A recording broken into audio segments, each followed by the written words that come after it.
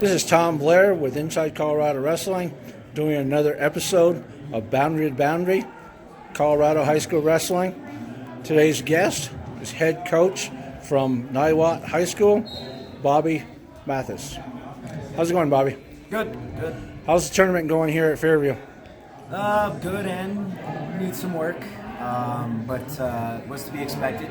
We're pretty young, experience-wise, but we got some tough kids in our upper weights, and they're doing what they should be doing. Okay, we're letting the community know about the coaches in the state. So give us a little of your background and your coaching background.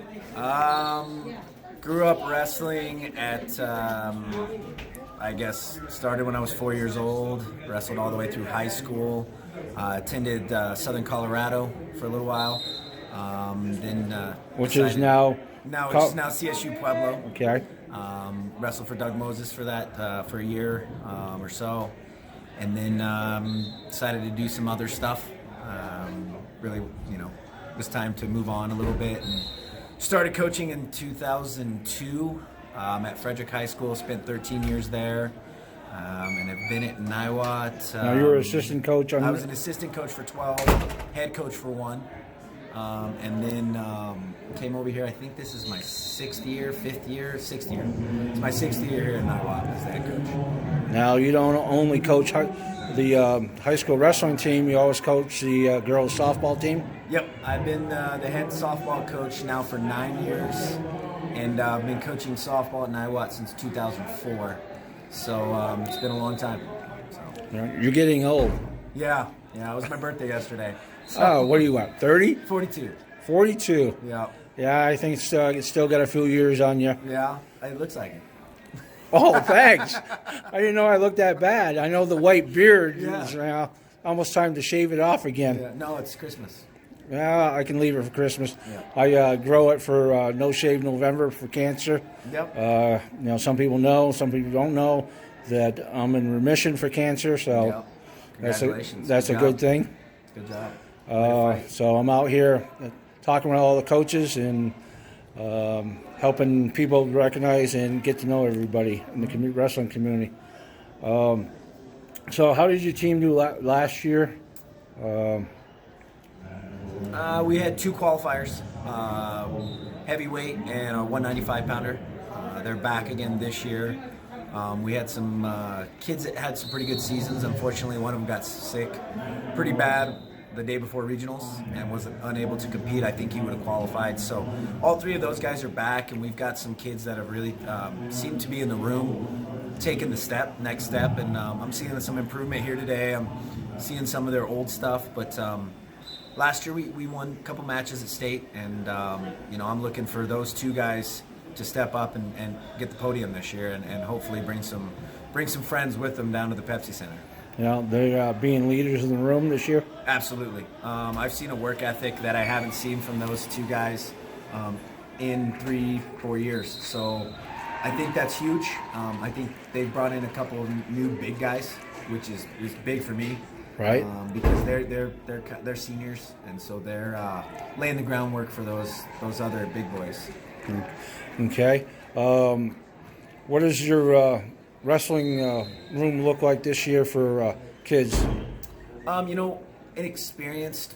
We're pretty inexperienced, but we do have more experience this year that came in. We have a couple of kids who came back from taking a year off, which I wish they wouldn't have done, and now that they're in the thick of it, they wish they wouldn't have done that as well. So to me, we've got our numbers up. We're around 23, 24 right now, which has been a little bit better. Last year we were down to about 14 kids. So we're getting some kids in. We got some young kids in. We had no seniors last year. We've got a good group of seniors this year.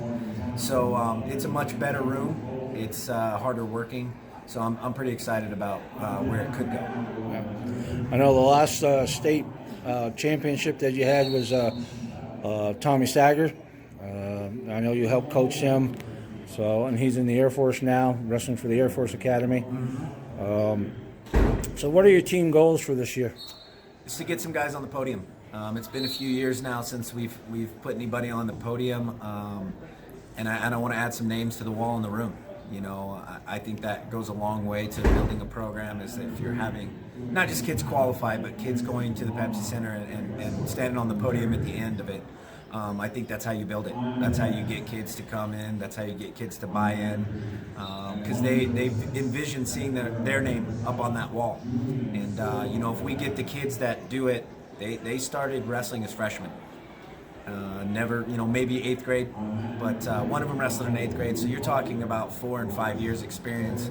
If they can get on the podium, you know, that kid who comes in 7th or 8th grade and 9th grade, they think that they can do it, and they're going to push themselves harder. So that's really my goal for this year. All right. Do you work in the school? Not anymore. I used to. Now I'm doing my own business with softball hitting instruction, and so that's basically what I do at now. Okay. So how do you find it recruiting kids? You find it you have more time where you can get to see the kids in the hallway, or less time to see the kids? Fortunately, for me, I'm around during the day, so I come into the school. I go to other events. I go to football games. I go to the weight room when they're lifting in the summers. So, you know, I think it's so the kids see your face and know you? Absolutely. They see me all the time. I'm in their face telling them they need to wrestle all the time.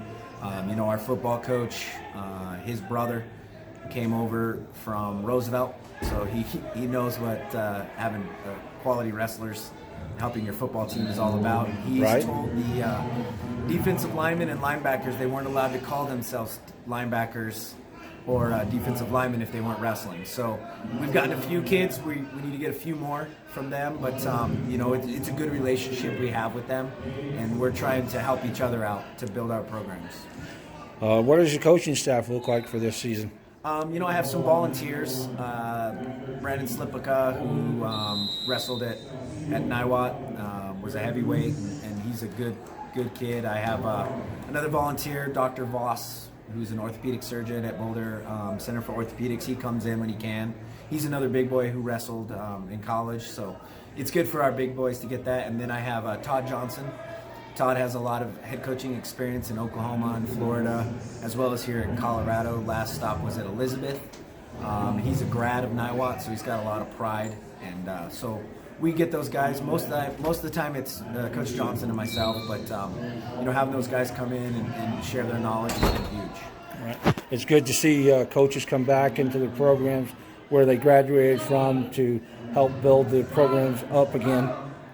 Oh, absolutely. I mean, he has more pride than any of the kids would know, and more than me, because, you know, I have pride in the program because that's what we're building, but I don't have pride as an alumni. You know, I always competed against Niwot, but I never, you know, I don't know what it's like to be there every day, you know, and to wrestle in that program and then to coach it. So he very much lets them know the history of the program. We used to go to Cheyenne, but you know, with some changes in the rules in our district, we decided not to go to Cheyenne this year, just financially. So you know, we added this tournament, Fairview, which we haven't been to in about 5 years. We're going to Wheat Ridge. We go to UNC. We have our tournament, the Gary Dom, which has become pretty competitive tournament over the last couple of years.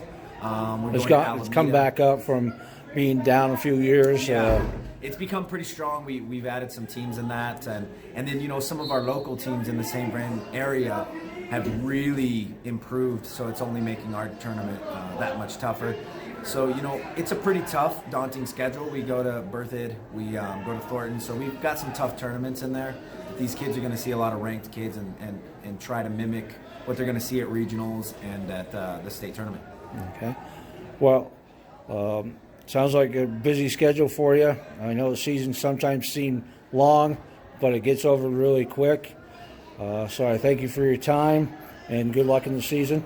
Oh, thank you, and thank you for doing this and putting Colorado Wrestling on the map. I appreciate it.